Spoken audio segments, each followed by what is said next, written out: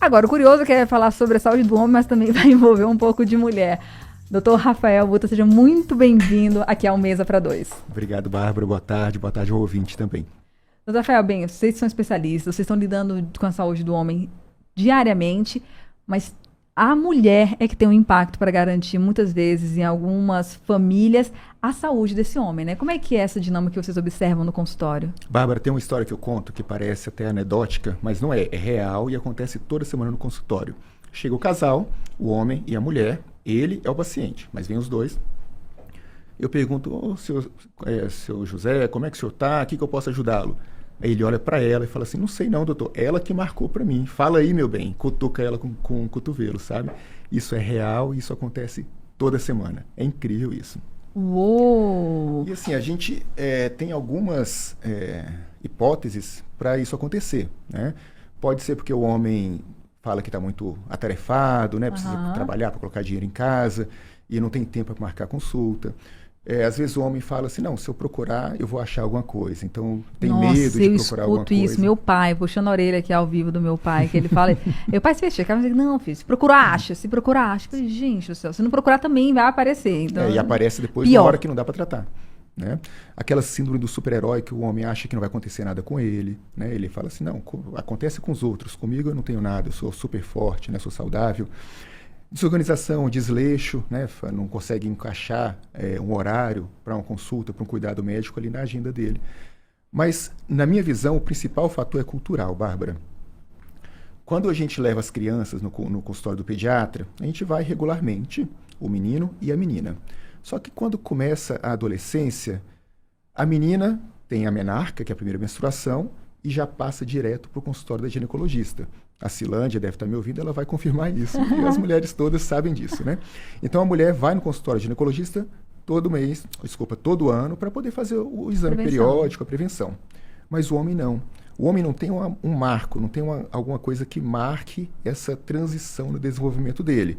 Então ele entra na adolescência e vai seguindo. E na adolescência já não tem mais o costume de ir ao pediatra, depois fica adulto e não tem nenhum cuidado específico, periódico com a saúde. Então, no meu ver, esse é um principal fator que leva os homens a não procurarem o consultório, não só do urologista, mas do profissional médico em geral. Olha, e aí quando chega nesse caso mais grave, você falou, né? O que você encontra, assim, que até parece ser um alerta para esses maridos, porque tem hora que não tem gente que, quando tem mulher, mulher leva, quando não tem nem isso, não faz, né? Quais são os casos mais graves que você fala, poxa, se a pessoa tivesse uma prevenção antes, tivesse se cuidado antes, não chegaria nesse ponto, que são coisas simples de serem tratadas quando estão no começo e tem uma complicação maior. Olha, tem muitas coisas que são simples de serem tratadas, por exemplo, hipertensão, diabetes, que a gente não trata isso, não é o nosso foco, mas a gente identifica isso e encaminha para o médico específico. Mas dentro da sua especialidade... O principal, o carro-chefe na urologia, que é a segunda doença maligna que mais mata o homem, e é o câncer que mais acomete o homem, sem tirar o câncer de pele no melanoma, é o câncer de próstata. O câncer de próstata, se a gente consegue identificar na fase inicial, ali no começo, a gente consegue tratar e curar mais de 90% dos pacientes. Uou. Só que se a gente pega aquele cara que vai lá no consultório só quando está sentindo alguma coisa, ou seja, o câncer de próstata, quando ele dá sintomas, é porque ele já está muito avançado. E quando ele está avançado, a gente não consegue oferecer mais o tratamento curativo.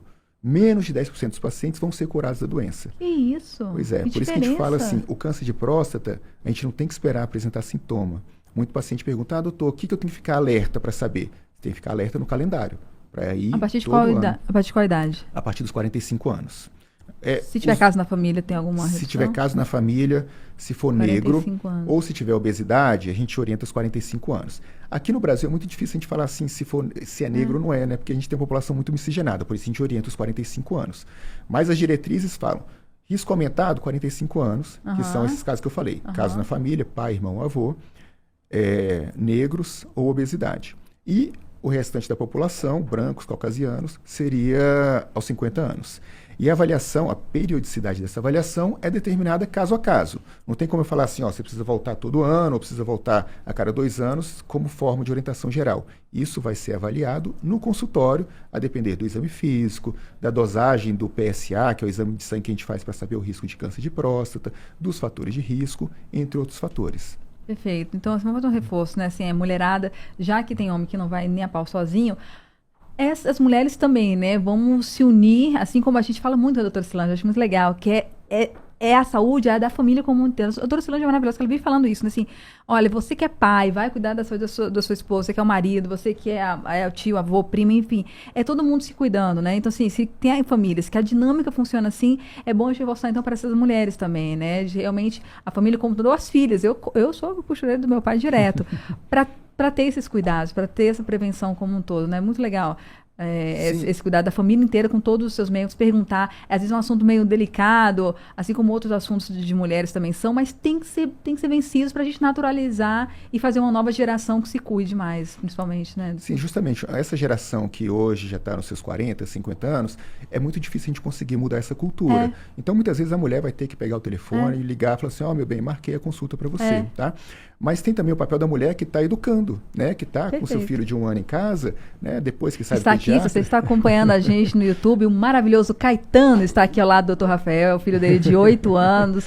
Caetano está dando joinha aqui pra gente. Muito bem-vindo. Você também, Caetano, aqui é o Mesa para Dois. E cabe a vocês, de nada, cabe a vocês mudarem também a gente, né? Mudar essa cultura, né? Esse papel de educação das nossas crianças, nossos adolescentes, para ter um cuidado com a saúde, né? Não só a consulta periódica, mas atividade física regular, uma alimentação adequada, evitar consumo de ultraprocessados, tudo isso, evitar o tabagismo. Então, é todo um contexto de saúde, não só a consulta periódica. Maravilha. Dr. Rafael Butta, Clínica Veridium, aqui com a gente, mais uma vez, agora também fazendo esse papel da família como um todo, nesse Novembro Azul, mas é um mês inteiro azul que a gente tem que lembrar. Muito obrigado, Rafael. Eu que agradeço a oportunidade. Eu queria lembrar o ouvinte que a gente está aqui toda quarta de manhã no Jornal Nova Brasil, com o Diego e com a Ariane. E a gente tem uma coluna sobre temas gerais de saúde para orientar o ouvinte sobre tudo sobre saúde. Inclusive, se alguém tiver alguma dúvida, pode escrever para a gente, mandar um WhatsApp, mandar um direct no Instagram, que a gente traz o tema aqui para poder conversar também. Tá ótimo. Quais são as unidades que tem aqui? A gente tem uma unidade aqui na Asa Norte, no Roça Esplanada Business, que fica aqui perto do Agarram. E daqui a pouquinho a gente está inaugurando em Águas Claras. Essa é uma notícia, assim, que é de primeira mão. Ih, foi o Diego Amorim, a Ariane Bittencourt, foi mal. A gente tem privilégio aqui. Obrigada, Obrigada, Caetano, pela presença. Obrigado, boa tarde.